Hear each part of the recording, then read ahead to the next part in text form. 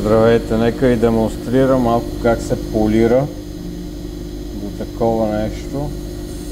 От такова, това е шлайфано, а това вече е полирано.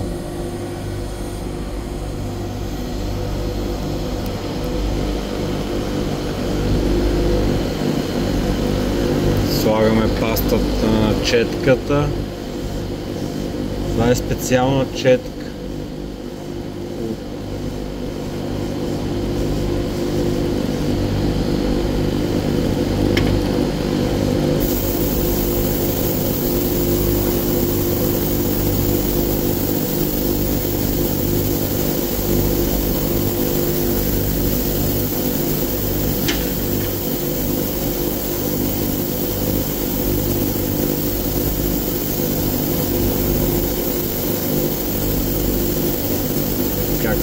Виждате как се върти от всякъде самия елемент.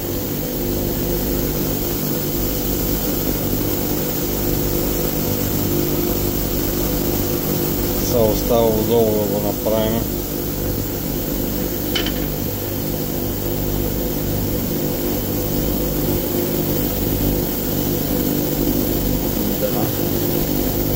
Вие може да не забелязвате, обаче с тренирано око се вижда къде има нужда да се повтори, да се направи.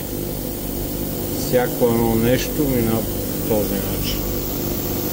След това предстои почистване в ултразвук и вече закачане на самото коле. Благодаря ви.